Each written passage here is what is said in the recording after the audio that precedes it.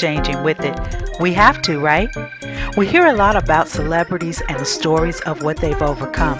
I wanted to do a show that highlights some of the not so well known overcomers and what can happen if we just keep going. A lover of God, family, ministry, and song, this songbird aims to never be caged by life circumstances. With melodies that refresh the soul, she's on a mission to be herself. Hearing loss, bullying, and anxiety couldn't stop her. She's living life 120%. She is Ariel Rain. So, Ariel, I'm so glad to have you on with us today on Just Keep Going. Thank you so much for being on with us. Oh, it's no problem. I'm really, really excited about this. You're like my first interview All of this right. show, so I'm excited. Good. I'm excited too. I really love your show. I love the way you have been doing your new show. Let me just throw that in there right now. Ariel Rain, and your music, you sing beautifully. There's definitely an anointing on what you're doing. So just tell me a little bit about Ariel. Tell me about where you come from. Tell me about what you're doing right now, and then we'll go from there. Okay, my name is Ariel Rain. I'm from Chicago, Illinois. I'm a singer, a songwriter, and all around creative. I don't know why on my show I always tell people what my favorite foods are. So if you ever want to send me a PO box, you'll know. Salt and vinegar chips, sour gummy worms, those things. And I love to create. I mentor, I minister, I sing. I just do it all. That's why I call myself creative. Nice. Really, that's Yeah. the best way I can describe it. Great. That it's really interesting to hear young people talk about who they are. How old are you, first of all? I'm 22. I turned 23 in May. To have an idea of what you're here for, a sense of purpose and everything at 22 is a big deal. A lot of people don't have that. I was raised in a prophetic church, Hmm. and I had really strong women in my life. And so when I think about my mother and my pastor, and I have like this whole tribe of aunties, like the aunties that you get that aren't blood, but they become so Right. close with your mother, they're your aunties. Hmm. And I was raised by all of them. Everybody had a way to deposit into me how to believe in myself, how to love myself, how to give, but don't give everything. Or when you're dating or dealing with certain guys, and just all of this knowledge and wisdom. And so I can't take any credit for having such a sense of self purpose when I was so raised in it, especially, and with the relationship with God too. You keep him, he'll guide you in all your ways. That's just the bottom line. I wrote all my songs for that first episode. I Uh-huh. wrote all those songs. And I was nervous at first to share them. I was like, oh my goodness, but everybody liked them, so I was happy about that. How long have you been writing, Ariel? Since I was about 8, I've always been big. I have a journal right here, like Hello Beautiful Day. Like I've always been a journaler. So it started out as poetry, and then it turned into songwriting. Nice. Now, when did you start singing them for other people? The songs that I wrote, I remember I was 9, and it was like a dedication for the pastor. And I wrote it was called Number One Lover. Hmm. And I was like, God, you are my number one lover, lover, lover, lover, lover, lover.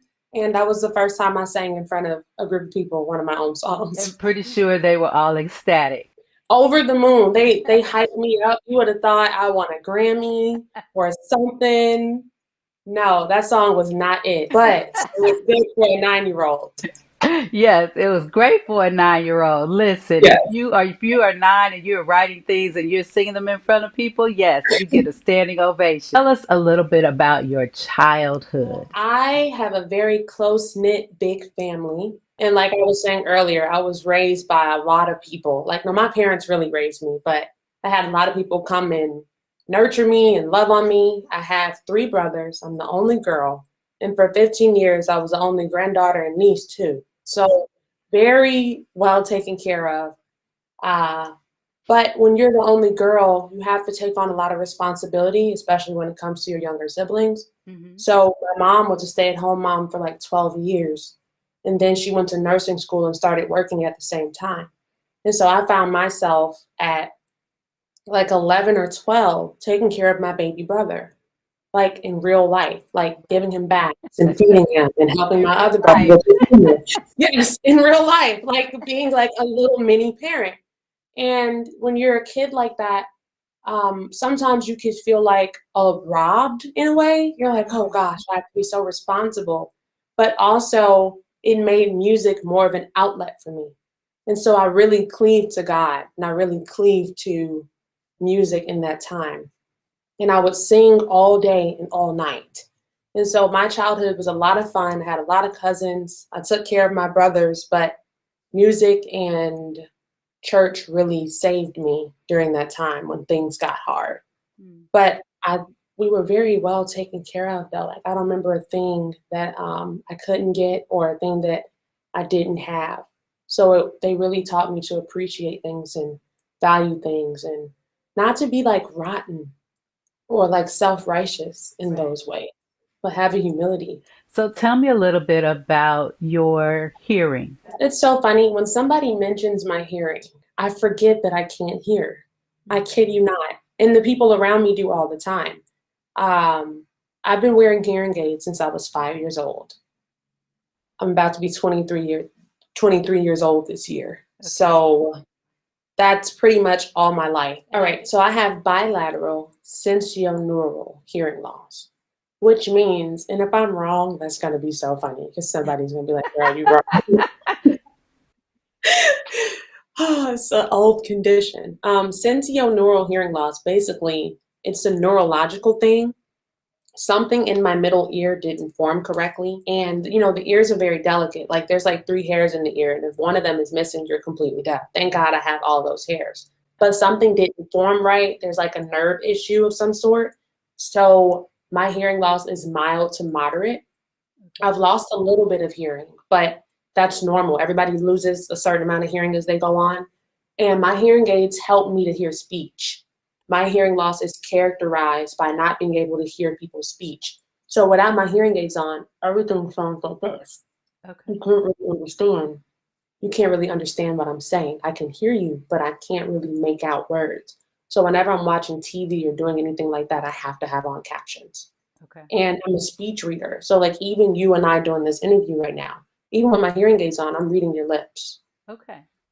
So living in a mass world after, post-COVID, I mean, not post-COVID, during COVID, that's been a feat in itself. I'm like, what? Huh? What did you say?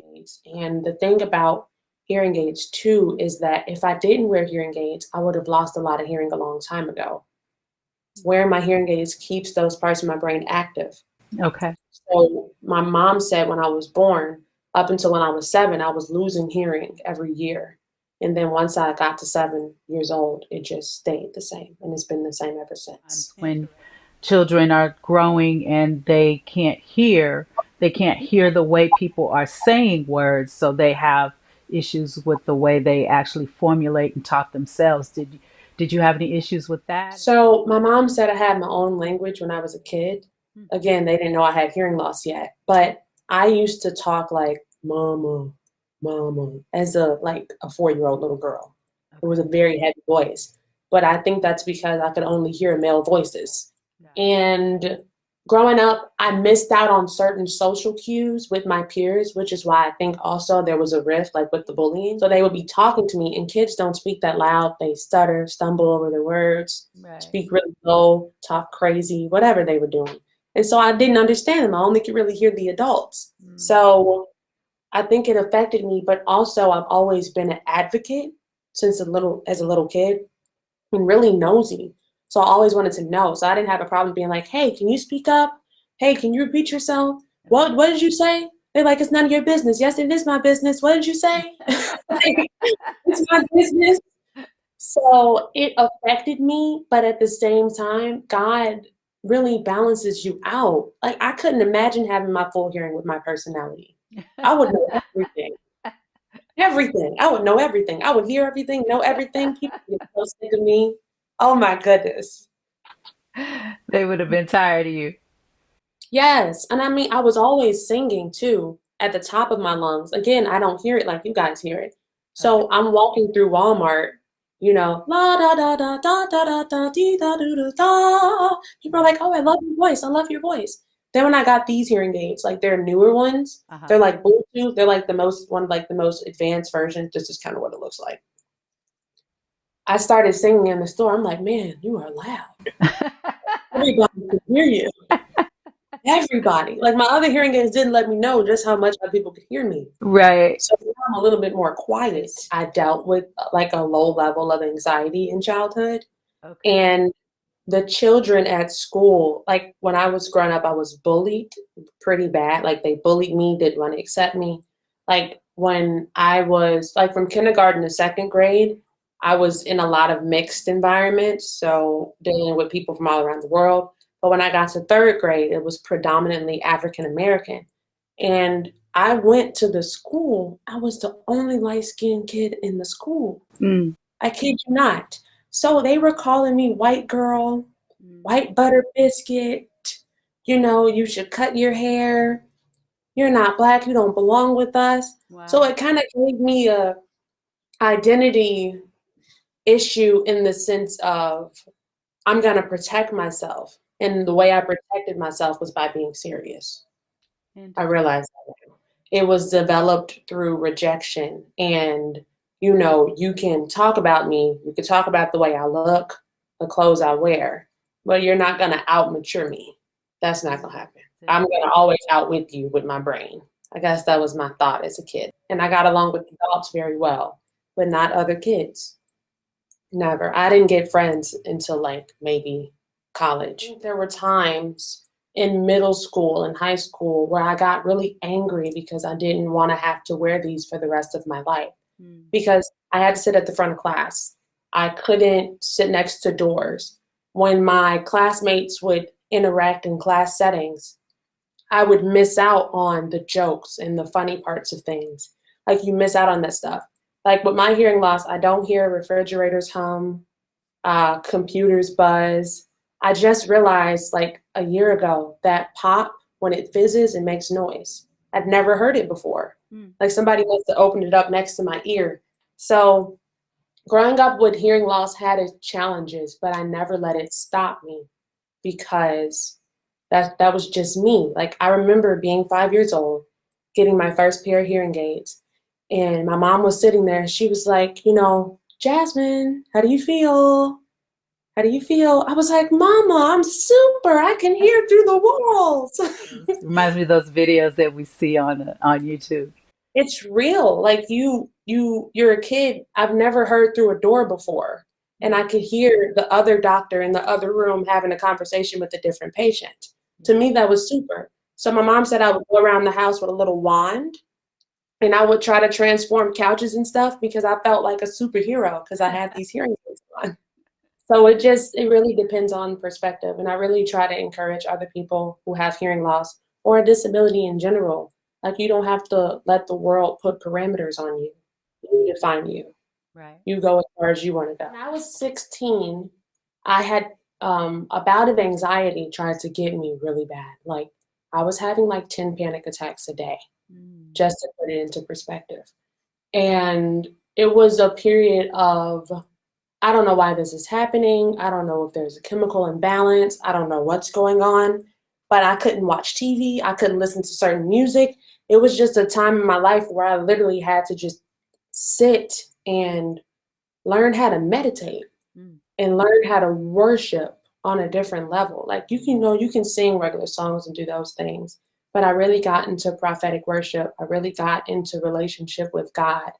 And I began to understand that he's a keeper of us, like really deep down on the inside. And eventually I went from 10 to 9 to 8 to 7 to 6 to 5 to 4 to 3 to 1. And I don't have panic attacks anymore, thank God. But that was a very scary moment in my life because I thought I was going to go crazy and lose my mind. But God has kept me. Amen. I know that you also auditioned for American Idol. Tell us what it was like and what made you do it. So I auditioned for season 3 of American Idol. I had always wanted to growing up, but I never submitted to the shows. I was just like, that seems like a lot of work. You got to think this is me. Like I'm like 19. I don't know how old I was. Right. And so I get a DM from a casting producer, and they're like, "We want you to come audition for American Idol." So they asked me to come audition for them. Okay. And so I went downtown Chicago and auditioned, and they said, "Come audition for the celebrity judges." So I auditioned for the celebrity judges. I got to sing my song, you guys, and I sang my heart out, okay? I gave it all I had. You ever sang from your feet? Like you placed your feet in the ground and you're pulling energy from your feet? That's what I did. And when I was done singing, I almost had tears fall out of both eyes. Genuinely. And then all of a sudden, I open my eyes and Lionel Richie stands up and he's clapping for me. And I was just like, holy crap, Lionel Richie, the legend, is clapping for me. And the judges like low-key looked shocked, I'm not gonna lie.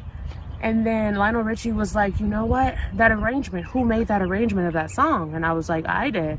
And he was like, yeah, like no matter where you go or what you do, you're gonna be successful because you just can't teach that. What you just did there, you can't teach that. You can't teach somebody when to go high and low, and you just can't teach that.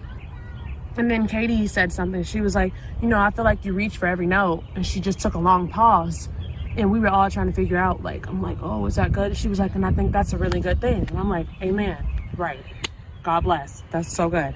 And then Luke Bryan was like, I don't even have any critiques. That was just awesome. Like, you know, you just killed it. You just came in here and killed it. I can't even say anything to you. It was just amazing. And then they were like, 1, 2, 3, you're going to Hollywood. Ah! And I was like, oh my God. It was a very fun, very humbling, sometimes I can't find the words because it was a turning point for me. When I ended up getting eliminated in the first round, I realized I let fear and anxiety take away me living in the moment. And I remember I had a conversation with God. I was like, God, I'll never let fear rob me of something that you would have me to do. And from that moment forward, I began to work on my artistry, not looking for likes or love from other people, but doing what actually made me happy. Right. And so now I have my own show and I'm on your show. And it's like those processes are necessary for character building. Exactly. So American Idol really built character for me. And that was the best part of that experience. What's something that you know that's inside of you that you haven't necessarily utilized as much as you think you may in the future? Oh my gosh, that's a really good question. What am I not using? You know what? I honestly don't know right now. I'm in a season of my life where I'm putting it all out on the table. And so anything that I do have or anything that I don't have, I'm not aware of what I don't, and I'm aware of what I do. And I feel like I'm using everything. I do personally want to apply myself more, like push past. I want to make sure that I'm pushing past the comfort zone of things. Mm-hmm. So back in the day or when I was younger, I would do things, but I would kind of stay comfortable. And now it's about being uncomfortable, like going into the unknown much deeper.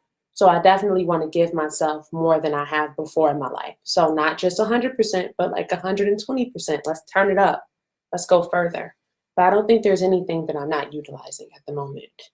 Why are you trying to go 120 versus 100? What is it that is making you feel that you want to push that hard? Why do you need to go beyond the limits? I think with my generation that we want things to be so microwavable. We don't want to earn it. And I think that, and I really want to say this in the right way. That's why I'm thinking so hard. Okay. I think I really want to see what I'm made of. I don't think I gave myself those opportunities back in the day, because if I didn't go as hard as I did and I failed, then I just didn't try that hard. But if I try my best and I still fail, I could just get back up. And I know now what I'm made of. Like, you know what I mean? You can learn the lesson if you give it all. You Right. can't just give a piece and then learn the whole lesson. That's not going to work. So in a season and in a confidence and in a humility of knowing that I can apply myself all the way, whether I get it right or wrong. That doesn't define me. Tell me a little bit about what you would say to someone in their 20s who's maybe not so sure about who they are right now and the direction they're going. What would There is only one you. God created the mountains, the stars, the sun, the waters, the valleys, and then he created you and said that you were his favorite. And that's something to be discovered, that's something to be developed, and that's something that deserves your time and your love and your patience. Because when you talk about being created by a master, you're a master's piece. And your individuality is truly a gift from God. The hairs on your head, the fingerprints on your fingers, everything is so individual. So I would just say to try your best to befriend you, to love you, to give yourself compassion, to learn yourself, and to just be a friend to you. We spend the most time with ourselves. That's necessary. That's a requirement in my life, but I'm not saying it's a requirement for everybody else. But learning you, loving you, being with you, falling in love with yourself. It's a whole process, and it's something that's very necessary. You don't know what your path is, where you're going. I mean, I don't know either, to be honest. I'm figuring it out. My show is called Almost There because sometimes I'm sort of there, maybe there, almost there. think? Yeah, we're all winging it. Tell me a little about your relationship with God. What does being in a relationship with him mean to your life? What has it meant to your life? Everything. God is my everything. I remember I was 8 years old and I didn't like the dark. And so I woke up in the middle of the night. It was like 2 in the morning. And my parents, their room was right across the hall from mine. And so there was a little slither of light, and my parents were arguing, I guess. They were going back and forth, and I heard like my siblings' names. I didn't know what was going on. And then for some reason, the enemy really tried to bother me that night, like with, oh, you're bullied. Your parents are arguing. It's your fault. It's dark in here. Something's going to get you. Like all these thoughts tried to come. And I remember saying out loud, I was like, and I don't have any friends. I don't have any friends. I was crying and everything. And then the sweetest voice, the voice of God, he said, well, I can be your friend. And I'm like, really? And me and God talked all night. I don't remember the specifics of the conversation, but we became best friends that night. And I would take God with me everywhere, like on swing sets, and talk to him about touching the sky and sing to him songs and dance and just have this really enthralling, very personal relationship. And ever since then, we've been, real thick best friends. So he's father, sometimes he's teacher, sometimes he's counselor, sometimes he's best friend, sometimes he's audience. It's my relationship with God is um, more than I could have ever imagined it would be. And it just keeps growing and getting better as I get older. Let me ask you about all the different things that are going on in society right now. All of the people with, feelings about different ethnicities and all Black Lives Matter and the strain and all of the stuff that's going on right now in regards to I don't usually like to use the word race, Mhm. races, because to me we're a human race, so I use ethnicities. I feel as though we are different in ethnicities but we are the same race. Okay. But with all of that going on, as a 22-year-old, what is your view about the world and where we're going, and what can be your piece to put in it? What will you leave behind in regards to this? I feel like that is the most loaded question. um, Well, well, I am very pro-Black, pro-Afro, pro-women, um, pro-freedom of expression. And I feel like the entire umbrella of everything that's going on, especially with Black Lives Matter and all that Blue Lives Matter stuff, is that I don't think safety should be in question for anybody. I don't care what your background is or where you come from. Why is it not safe for a young Black boy or a young Black girl to go outside of their house? Because Trayvon Martin had Skittles. It was Skittles in Arizona, right? Isn't that what he had? For me, it baffles me how people will go back and forth and argue over somebody's rights or their safety. That is still a concept that doesn't make sense to me. And I feel like I've had some members of my family or friends tell me, hey, that's just the way things are. Like, they shouldn't be. And we should all be actively trying to pursue a way for them not to be that way. Because if all the generations are just saying that's the way things are, then how are things going to change? And I think the first thing we can start doing is telling the truth as a whole. I don't care if you're Black, white, Hispanic, whoever you are. You need to be in the truth of what's actually happening. And I feel like there's a group of people who are in denial. Oh, you guys aren't treated any differently. That's just in your head. You know what I'm saying? Slavery wasn't that bad. Black Lives Matter. Black Lives Matter. Well, Blue Lives Matter. Like, are you kidding me? Like, I've never went to a breast cancer awareness event and been like, what about brain cancer? Right. Like, yes, it's a problem. But we're talking about breast cancer right now. Can they have their moment? Right. Can we give people their moment?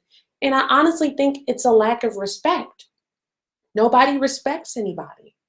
And so I pride myself on being respectful, on being loving, and on sharing and doing my best to tell the truth completely and wholly. And I want to leave behind a legacy of pure, genuine love for people, no matter where they come from or no matter their background. I don't care where you come from, what you believe in, or any of those things. I'm going to love you. I'm going to love you.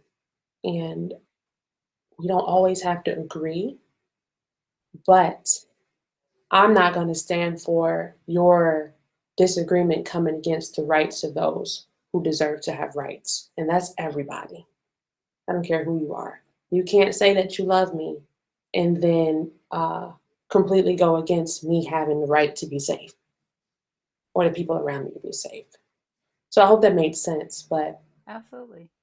they really get me with that stuff sometimes. Yeah. Like, y'all are arguing over a child getting some Skittles. Well, I want to thank you for being on with me today. I really appreciate it. And I'm looking forward to all the wonderful things that you're going to continue to do. Why don't you tell everyone where they can see your show and what time before we get off? Okay, so you can see my show, Aerial Rain Almost There, on KP Media TV Network every Monday at 9 p.m. Central Standard Time. All the other time zones, you're going to have to check your local listings for that. But mine is Mondays, 9 p.m. Central Standard Time, every Monday. If you follow me on Instagram at Aerial Rain Music, the link in my bio shows you how to download it, where to find me, all the information that you'll be looking for. And if you have any questions, concerns, or anything like that, feel free to DM me there. All right. Thanks so much. Thank you for having me. I really enjoyed it. You were a lot of fun, and and you're a really great listener, active listener. All of that. I loved it. It was awesome. Thank you. Thank you for watching this episode of Just Keep Going. If you'd like, you can find more of this interview at toyahawkins.com.